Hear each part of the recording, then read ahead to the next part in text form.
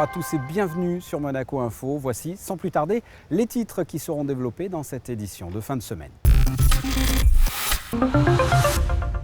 La MAD mondiale vient d'organiser pendant 2 jours son assemblée générale en principauté. Coup de projecteur sur l'événement Vroom Summit. Plusieurs jeunes entrepreneurs ont tenté de décrocher une aide financière. Le CHPG a reçu un nouveau don et vient d'inaugurer un nouvel appareil de pointe dans le service de médecine nucléaire. 2e édition du salon Art Monte Carlo au Grimaldi Forum jusqu'à dimanche. Et à la fin de ce journal, notre invité du week-end, le recordman du monde du saut à la perche, Renaud Lavillenie. L'AS Monaco Basket ne disputera pas la finale de la Ligue des Champions. Malgré 20 points de Jamal Schuller, la Roca Team s'est inclinée ce vendredi à Tenerife dans sa demi-finale du Final Four face à Banvit. Les Rouges et Blancs peuvent nourrir d'importants regrets. Ils menaient de 8 points à la pause avant de craquer en seconde période. Score final 83-74 pour les Turcs. Les assemistes joueront donc la petite finale, le match pour la 3e place ce dimanche après-midi face aux perdants de l'autre demi-finale qui oppose Venise au club hôte Tenerife. Humanitaire, la MAD mondiale vient d'organiser son assemblée générale pendant 2 jours en principauté autour de sa présidente, son Altesse royale, la princesse de Hanovre. L'occasion de faire le bilan de l'année écoulée, de se pencher sur les perspectives d'avenir. Reportage. La MAD mondiale a été fondée en 1963 à l'initiative de la princesse Grace de Monaco. L'objectif de l'association est simple. Un monde où tout enfant, quelles que soient ses origines sociales, religieuses ou culturelles, puisse vivre dignement, en sécurité et dans le respect de ses droits fondamentaux. Une phrase simple, mais ô combien compliquée à faire respecter. Pour ce faire, la MAD s'engage activement en faveur de la protection et de l'épanouissement de l'enfant. Lors de son assemblée générale annuelle, le conseil d'administration et les représentants des AMAD à travers le monde se sont réunis pendant 2 jours à Monaco, l'occasion de faire le point sur les actions en cours ou à venir. Parmi les associations aidées par la MAD, ACAI aux Philippines. Cette association vient en aide à des victimes, à leurs familles ainsi qu'à de jeunes délinquants pour leur permettre de s'en sortir. When I was 5 years old, I was abandoned by my mother. À 5 ans, j'ai été abandonnée par ma maman. And I've never met my father until now. Et jusqu'à aujourd'hui, je ne connais pas mon père. I'm even physically unbeaten almost every day in that place. Presque tous les jours, j'étais battue et donc physiquement violentée. And it's the reason why I left that place, knowing that I'll find a better one. C'est pour ça que je suis partie et je me suis échappée de la maison, espérant trouver un lieu meilleur. And I end up in the street. Et j'ai I become fini street child after. Finalement dans la rue et je suis devenue une enfant des rues. So I live in the street, I eat in the street, I sleep in the street. Je mangeais dans la rue, je dormais dans la rue. So I need to steal for me to survive. Je mendiais et je volais pour I survivre. also use drugs. J'ai aussi pris de la drogue. And it came to the point that I was caught by the prison, by the police, at the age of 12. Et à 12 ans, j'ai été ramassée par la police et j'ai été ramenée en prison à 12 ans. When I met Akai, Quand j'ai rencontré Akai, I know someone is listening to me and I can speak with someone. je savais que j'avais quelqu'un qui m'écoutait et qui prenait du temps pour moi. And I undergo a lot of anger management, emotional Et management. j'ai commencé à suivre pas mal de formations sur la gestion des émotions, sur la gestion de la colère. Until I was able to finish my study. Et j'ai fini mes études, et j'ai pu finir mes études. I think it's good to give back what I have received because I have received a lot of things and good to share it with other people. Voilà. Et aujourd'hui, je travaille à Akai et il me semble tellement important aujourd'hui de redonner ce que j'ai reçu, parce que j'ai tellement reçu. La MAD mondiale a alloué l'année dernière un financement d'un montant de 30 000 € pour aider cette association aux Philippines. Autre programme soutenu par la MAD, celui de Sébastien Maître. Il a réalisé un film à Kinshasa. Je suis venu présenter à l'occasion de cette rencontre l'objet multimédia que j'ai réalisé à Kinshasa, donc depuis 2014, qui a un cœur qui s'appelle Debout Kinshasa, qui est un film de 20 minutes, qui nous raconte l'histoire d'un petit garçon qui s'appelle Samuel, qui a 10 ans, et qui se retrouve interdit d'école parce que ses chaussures sont trouées. Et donc il va voir son papa qui malheureusement ne peut pas l'aider. Et le petit garçon regarde ce qui se passe un petit peu autour de lui, ce qui se fait dans la rue, et décide d'inventer un métier. Donc ça, c'est l'histoire du film. Ce qui m'a fasciné, en fait, c'est la capacité d'adaptation des gens, c'est leur capacité à pouvoir se débrouiller dans toutes les situations, et tout ça avec un optimisme sans faille. C'est-à-dire que c'est des gens qui sont vivants, qui sont joyeux, et je voulais à la fois traiter de cet aspect-là pour leur rendre hommage, et je voulais aussi aborder le thème de l'enfance et de l'éducation, parce qu'effectivement, l'histoire du petit Samuel, tous les matins, que ce soit dans les villes de Kin, mais de Lubumbashi, ou même il y a dans tous les pays en Afrique, on voit ces gamins qui ne peuvent pas rentrer à l'école, et justement justement qui errent dans les rues, soit à la recherche d'un boulot, ou en tout cas leur place elle n'est pas là. Elle n'est pas dans la rue, leur place elle est à l'école. L'AMAD mondial va permettre d'aider ce réalisateur à la promotion de son documentaire, mais également, entre autres, l'impression d'une BD traduite en lingwana et swahili distribuée dans les écoles et les orphelinats du Congo. Toujours dans le domaine culturel, l'AMAD mondial apporte son soutien à Bibliothèques sans frontières, association qui a mis en place dans une vingtaine de pays un système d'information et d'éducation dans des zones défavorisées. Nous avons conçu notamment un outil qui s'appelle l'Ideas Box, qui est un kit qui tient sur 2 palettes, qu'on peut envoyer par bateau, par avion, par camion, qui s'ouvre pour créer un espace de 100 mètres carrés dans lequel il y a un cinéma, un labo informatique avec des ressources numériques par milliers, tout Wikipédia, C'est pas sorcier, les différentes plateformes éducatives. Alors, avec AMAD, nous allons monter un projet au Burundi où ils ont un collège. Et nous-mêmes travaillons depuis 4 ans maintenant au Burundi dans différents camps de réfugiés, mais aussi auprès des enfants des rues avec la coopération monégasque. Et le projet dans ce collège sera d'équiper pour ce collège-là, mais aussi pour toutes les écoles avoisinantes et les communautés avoisinantes, un centre de ressources où les professeurs pourront venir se former, les étudiants du collège et aussi du primaire pourront venir avoir accès à des ressources pédagogiques sur tablette, mais aussi des animations autour de différentes vidéos pédagogiques, etc. Ça permettra de transformer les types de savoirs auxquels les professeurs et les enfants ont accès, mais aussi la façon dont ces enfants apprennent. C'est transformer les pratiques pédagogiques des professeurs pour permettre à ces enfants d'avoir accès à toutes les ressources auxquelles on peut avoir accès aujourd'hui. Éducation, santé, catastrophes naturelles, enfants réfugiés, enfants soldats, enfants victimes d'abus sexuels, que ce soit en Afrique, en Amérique du Sud, en Asie ou encore en Europe. En tout, plus de 50 000 enfants, parmi les plus vulnérables, ont bénéficié directement de l'intervention de l'AMAD mondial l'année dernière. Coup de projecteur à présent sur l'événement Vroom Summit organisé au Yacht Club de Monaco. Plusieurs jeunes entrepreneurs étaient réunis pour tenter de décrocher une aide financière. Un reportage de Sandrine Nègre et Serge Prémont. Après plusieurs dates dans différentes villes européennes comme Amsterdam, Barcelone, Genève ou encore Lisbonne, l'événement Vroom était organisé à Monaco pour un sommet entre les murs du Yacht Club. Il réunissait des accélérateurs d'entreprises et des investisseurs avec un objectif, celui de permettre le développement et la concrétisation d'idées novatrices. Nous, c'est un peu particulier parce que Maricel Sanchez, qui fait partie de l'équipe organisatrice, a découvert TwoChunks, notre start-up, lors d'un event organisé à l'Alliance Riviera. Et donc elle a vu mon associé pitcher et a été séduite par le concept et nous a contactés pour voir si elle pourrait l'utiliser pour l'animation de l'événement. Donc on est dans un contexte un petit peu particulier et de fil en aiguille, on a été sélectionné pour faire partie de la journée d'aujourd'hui. Le temps fort, c'est forcément le pitch devant les investisseurs. Ça va être un moment très intense puisqu'il faut convaincre en très peu de temps avec des arguments forts les investisseurs de l'intérêt que représente notre société pour eux en termes d'investissement. Tous les finalistes conviés au Vroom Summit avaient donc ce 27 avril une mission, celle de mettre en valeur leurs projets d'entreprise pour obtenir un soutien de la part de Business Angels, de particuliers ou encore de Family Office de la Côte d'Azur. Metigen, c'est une start-up qui aide les entreprises à s'adapter automatiquement à la météo. On vient scanner les données météo sur un territoire, on les transforme en niveau d'impact pour une activité et on réalise automatiquement une action de communication, de marketing ou bien opérationnelle vis-à-vis de cette météo-là. Donc on vient chercher de la valeur via la donnée météo. On se prépare comme d'habitude, on a envie de faire plaisir, de donner envie aux gens d'investir dans l'entreprise, au moins de s'intéresser et puis de leur faire comprendre ce qu'on apporte, notre différenciation par rapport à ce qui existe et notre valeur ajoutée. On ne vient pas chercher que de l'argent, on vient vraiment chercher un réseau et de l'appui sur différents sujets. Le Vroom Summit était organisé tout comme le Vroom Caravan Challenge par la société White Castle Partners avec pour partenaire principal cette année Alliance Accélérateur. Le CHPG a été le théâtre d'un double événement, tout d'abord avec un moment d'intense émotion, avec le don d'un équipement d'une maman qui vient de perdre son fils et l'inauguration d'un nouvel appareil dans le service de médecine nucléaire. Un reportage de Patricia Navarro, Louis Borgia et Alexandra Paolini.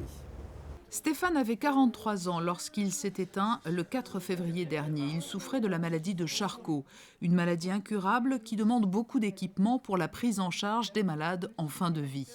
Un peu plus de 2 mois après sa disparition, sa maman, Marie-Jeanne, a souhaité faire le don de tout le matériel qu'elle avait acheté pour son fils à une petite fille handicapée, Assia. Une belle rencontre rendue possible grâce à l'intermédiaire de l'association des enfants de Francky et le CHPG. C'est vrai qu'il disait toujours tout pour les enfants, tout ce qu'on peut faire pour les enfants, on le fait maman. Et quand il voyait ses collègues arriver les unes après les autres avec leur bébé, il était dans un bonheur et il me disait il m'a expliqué, va chercher quelque chose, offre-leur quelque chose. Et je crois que de là-haut, il doit être fier.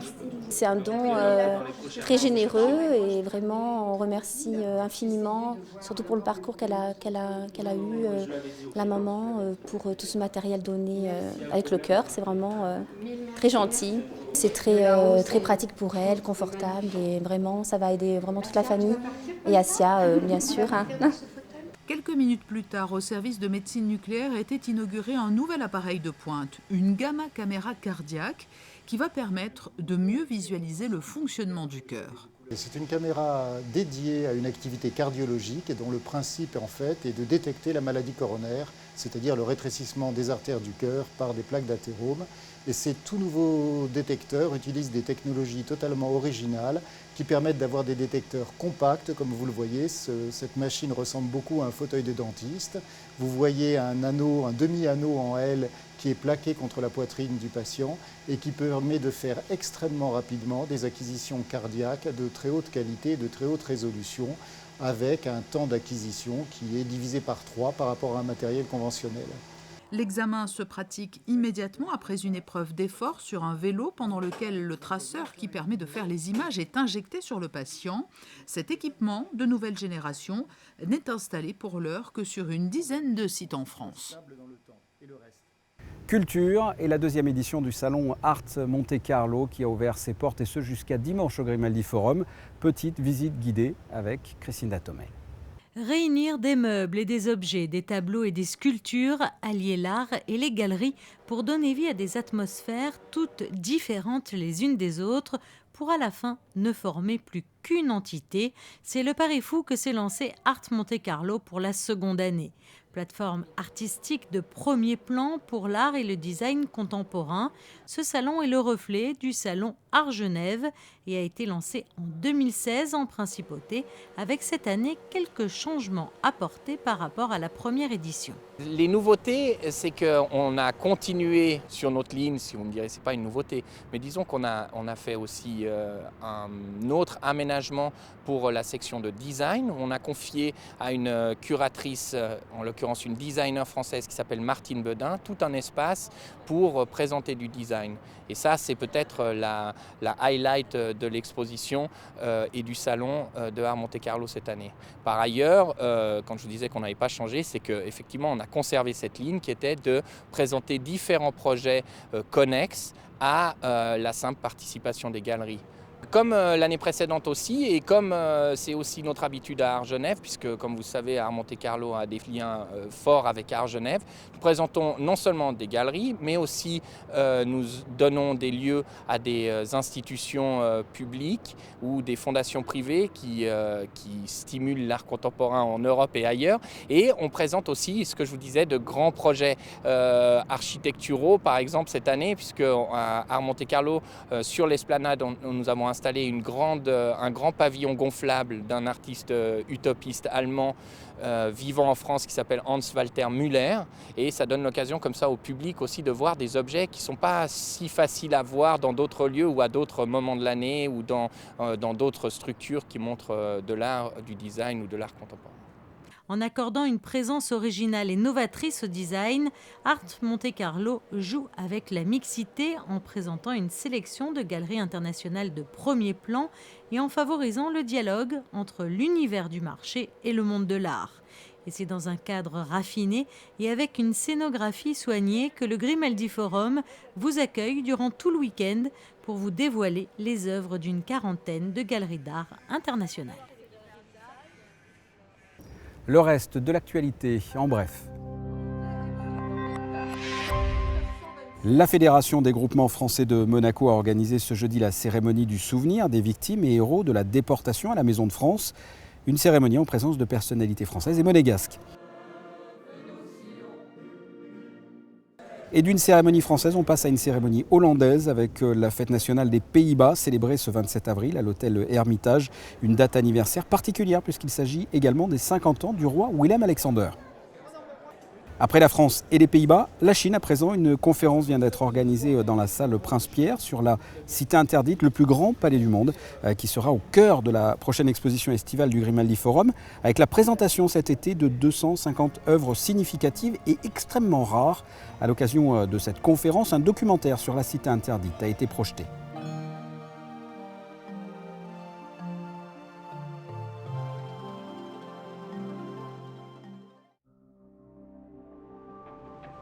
Il est temps de recevoir notre invité du week-end et il s'agit aujourd'hui d'un champion, un recordman même du monde du saut à la perche. Renaud Lavillenie, bonjour. Bonjour. Alors vous êtes à Monaco, ça amène ma première question. Que nous vaut votre visite concrètement ici ? En fait, on a l'habitude de venir ici en stage toujours à cette période. Je crois que la première fois, si je ne dis pas de bêtises, c'était en 2008. Donc voilà, on commence à être un peu habitué.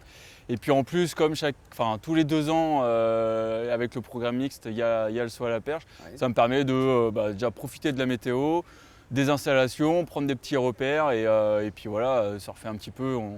On profite bien ici et puis on est aussi réunis avec les meilleurs Français pour un petit peu chercher l'émulation et puis essayer de progresser, quoi.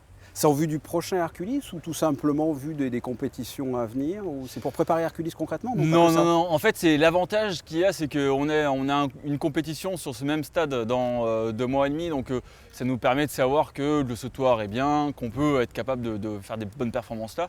Mais le but concret là tout de suite, c'est plus pour préparer, je dirais, l'ensemble de la saison et les compétitions à venir d'ici mi-fin mai.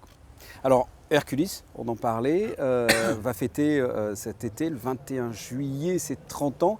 On va vous y voir? Ouais. Ah oui. J'ai la chance cette année d'y être. Donc voilà, on est une année sur 2, c'est les années impaires où je suis là, mais à chaque fois, pour rien au monde, je manquerai ce meeting.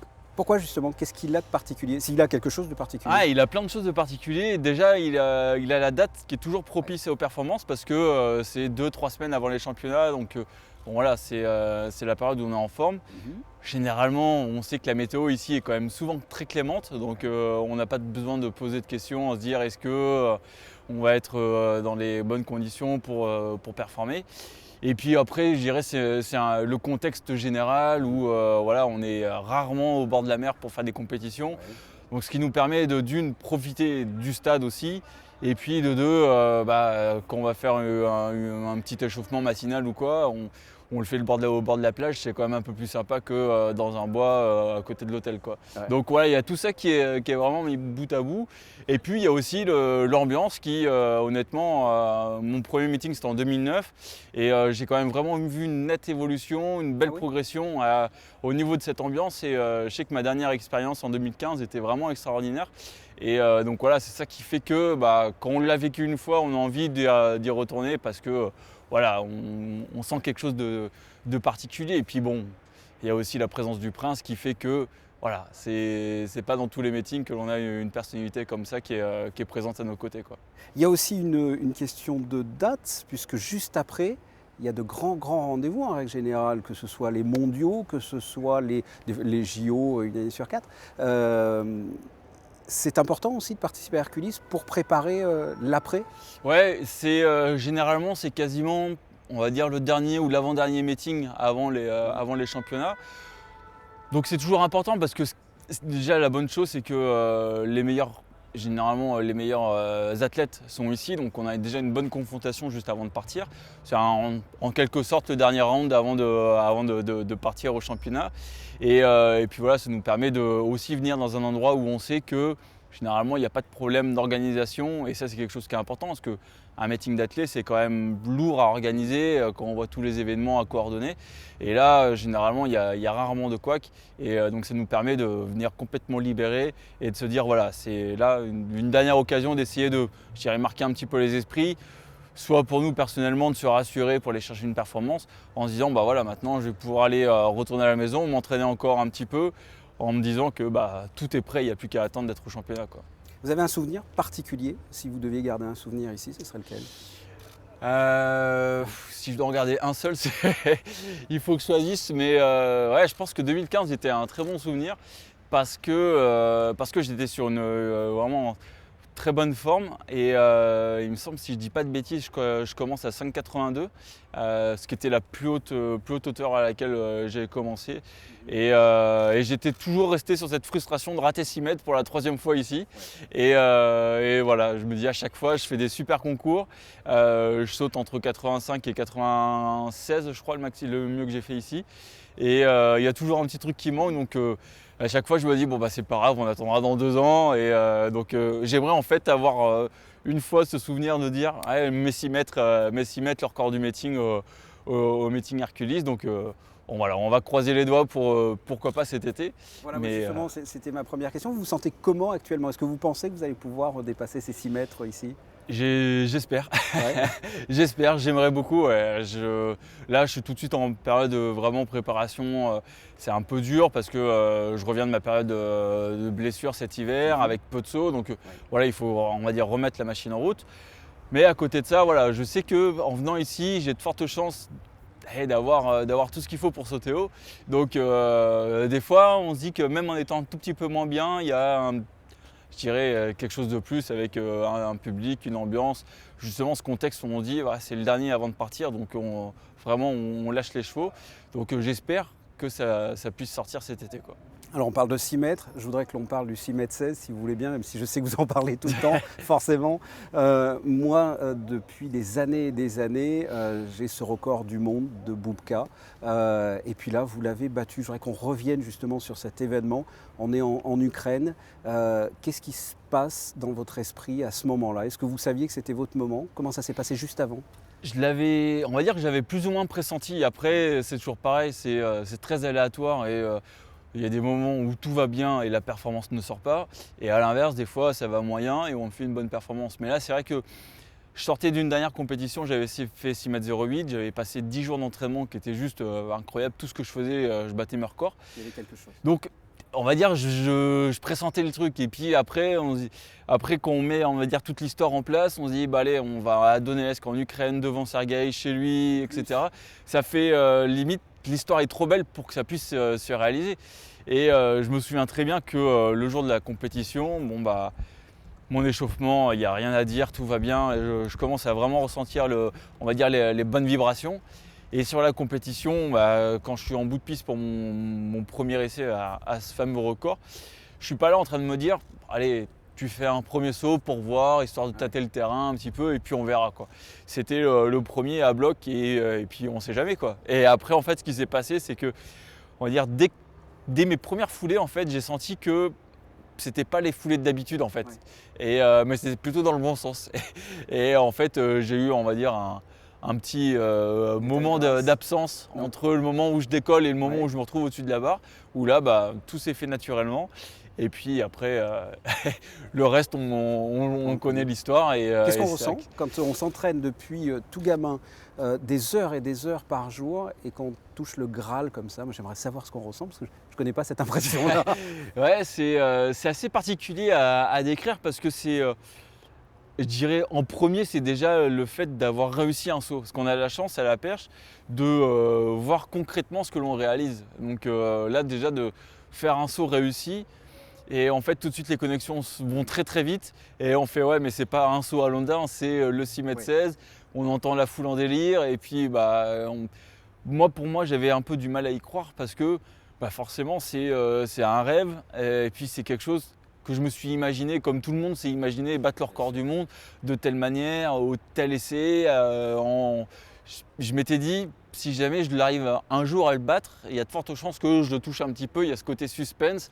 Ouais. Et donc là, j'étais presque déboussolé d'être passé sans toucher, très facilement. On regarde la barre. Et voilà, du coup, on regarde, on fait, mais elle est toujours là-haut. Et puis après, en fait, je me laisse juste guider par les émotions. Et puis je savoure. Et puis en plus, j'avais la chance d'avoir 2-3 personnes de mon entourage qui étaient vraiment importantes, ce qui m'a permis de vraiment savourer en plus. Et puis après, de voir Sergueï qui arrive, qui descend, c'était vraiment un moment inoubliable. Et je dirais que c'est pour ça que j'aime mon sport, parce que j'ai eu la chance au moins de vivre au minimum une fois des moments qui étaient juste énormes. Très peu de personnes.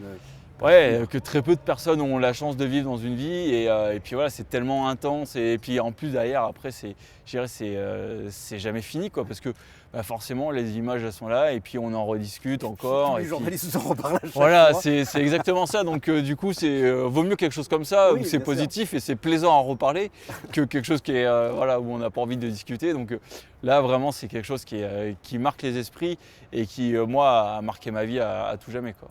Cet entretien touche à sa fin. Comment est-ce que l'on arrive à se remotiver justement une fois qu'on a quasiment tout gagné?